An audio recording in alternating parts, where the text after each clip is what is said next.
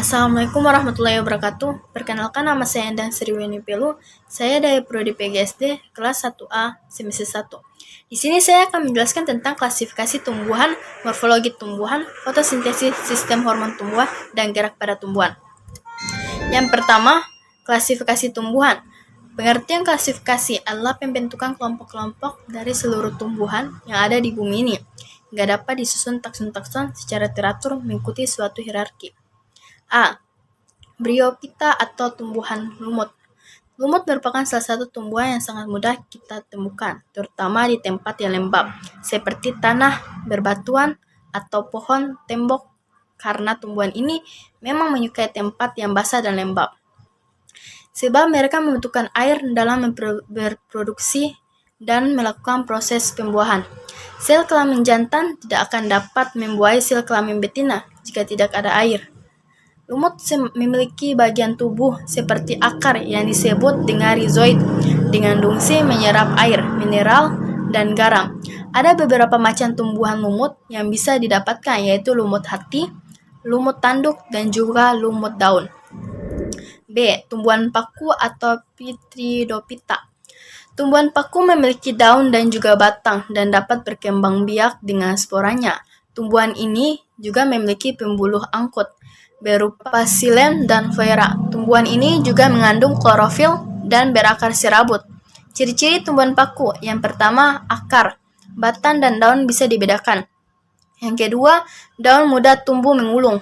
Manfaat tumbuhan paku: yang pertama, bisa dijadikan tanaman hias. Yang kedua, bisa jadi sayur-sayuran. Dan yang ketiga, pupuk hijau pada tanaman padi. Dan yang keempat, sebagai obat luka.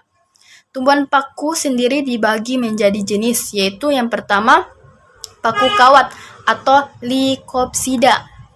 Kedua, paku purba atau Psilopsida. Yang ketiga, paku sejati atau Pteriopsida. C. Tumbuhan berbiji atau Spermatophyta. Tumbuhan biji adalah salah satu jenis kingdom plantae dengan tingkat tertinggi karena sudah memiliki akar, batang, dan daun sejati. Tumbuhan ini juga berkembang biak dengan menghasilkan biji. Ukuran tumbuhan berbiji memiliki ketinggian yang bervariatif dan beberapa jenis tumbuhan di darat. Lainnya tumbuhan di air, sistem reproduksinya dilakukan dengan cara pembuahan dan penyerbukaan. Ciri-ciri tumbuhan berbiji: yang pertama, mempunyai organ reproduksi berupa biji atau bunga yang dihasilkan oleh strobilus. Dan yang kedua, biji pada tumbuhan ini memiliki sifat tertutup. Tumbuhan berbiji pun dibedakan ke beberapa jenis. Berikut ini penjelasannya. Yang pertama, Gymnospermae. Tumbuhan berbiji terbuka dengan pembungkus pada bijinya sehingga biji berada di permukaan daun buah. Tumbuhan ini berdiri dari tumbuhan berkayu serta berakar tunggang yang memiliki ukuran dan bentuk bervariasi. Ciri-ciri Gymnospermae: yang pertama, akar tunggang, dan yang kedua, daun sempit, tebal, dan kaku, dan yang ketiga, tidak mempunyai bunga sejati. Tumbuhan ini dibagi menjadi 4 kelas, yaitu Gypcaniae, Ginkgoginae, Coniferinae, Coniferales, dan Gnetaniae. 2. Angiospermae. Angiospermae memiliki biji yang ditutupi daun, memiliki buah dan juga bunga yang menjadi alat reproduksi. Pohon-pohon berukuran besar, tinggi, tumbuhan rambat, serta berkayu merupakan contoh Angiospermae. Ciri-ciri Angiospermae: yang pertama, daun berbentuk pipih dan lebar, dan yang kedua, mempunyai bunga sejati. Tumbuhan Angiospermae dibagi menjadi 2 kelas, yaitu dikotil atau mempunyai 2 daun lembaga dan monokotil atau mempunyai 1 daun lembaga. Morfologi tumbuhan. Pengertian morfologi tumbuhan. Morfologi adalah cabang ilmu botani yang mempelajari struktur luar tumbuhan yang bisa dilihat secara langsung. Struktur anatomis organ tubuh tumbuhan. Struktur morfologi merupakan gambaran bentuk tubuh bagian luar dari suatu organisme. Struktur tumbuhan tingkat tinggi seperti Gymnospermae dan Angiospermae dapat digambarkan seperti gambar di samping.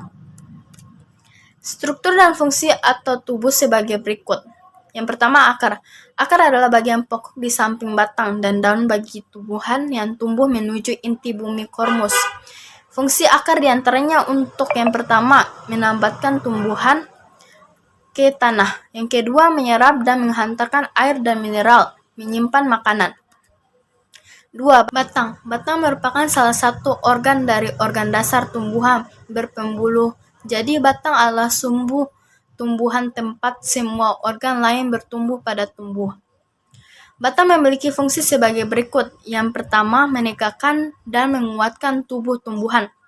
Yang kedua, meneruskan air dan zat-zat mineral dari akar ke seluruh tubuh, terutama daun. Yang ketiga, mengalir zat hasil fotosintesis dari daun ke seluruh tubuh, bahkan sampai ke bagian cadangan makanan. Daun. Daun merupakan organ utama tempat terjadinya fotosintesis. Fotosintesis adalah proses metabolisme pengubah karbon dioksidasi dan air menjadi zat gula dan zat lain, serta oksigen dengan bantuan energi sinar matahari. Struktur-struktur apa yang ada pada dapur kecil? Daun hingga mampu memasak.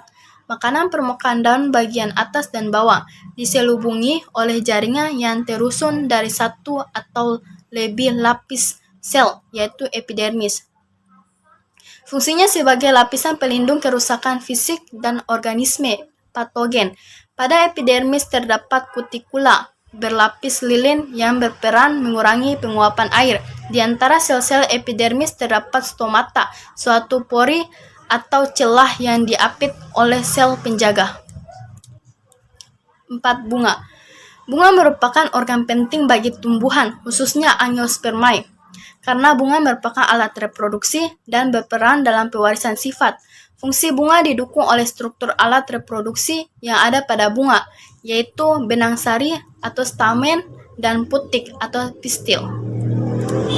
Fotosintesis. Fotosintesis adalah suatu proses biokimia pembentukan zat makanan atau energi, yaitu glukosa, yang dilakukan tumbuhan, alga, dan beberapa jenis bakteri dengan menggunakan zat hera, karbon dioksida, dan air serta dibutuhkan bantuan energi cahaya matahari. Berikut bersama fotosintesis. 6H2O tambah 6CO2 tambah cahaya menghasilkan C6H12O6 atau glukosa tambah 6O2. Berikut perangkat fotosintesis. Yang pertama, pigmen. Pigmen fotosintesis berfungsi untuk mengubah energi cahaya menjadi energi kimia. Yang kedua, kloroplas. Kloroplas terdapat pada semua bagian tumbuhan yang berwarna hijau, termasuk batang dan buah yang belum matang. Di dalam kloroplas terdapat pigmen klorofil yang berperan dalam proses fotosintesis. Sistem hormon tumbuhan.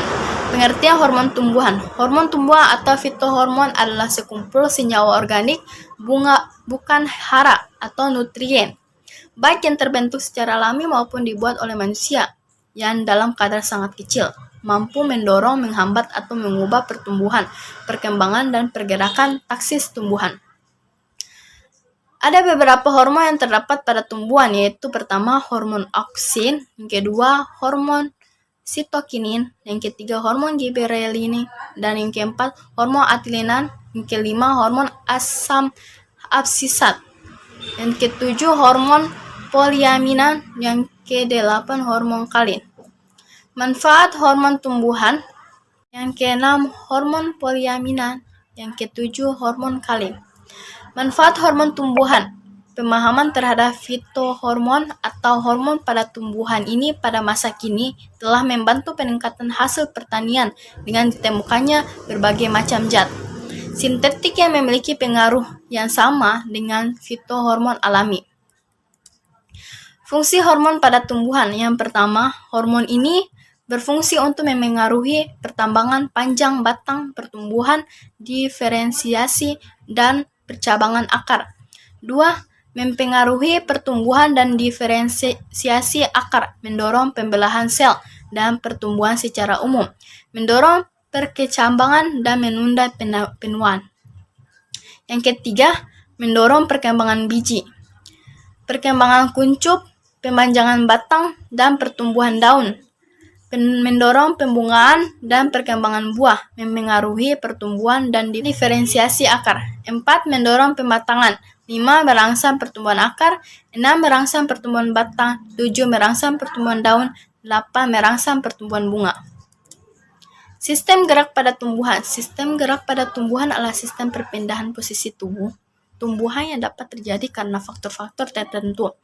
Sistem gerak juga dibagi menjadi beberapa, yaitu yang pertama, gerak endomono atau autonom, yaitu gerak yang tidak dipengaruhi faktor luar.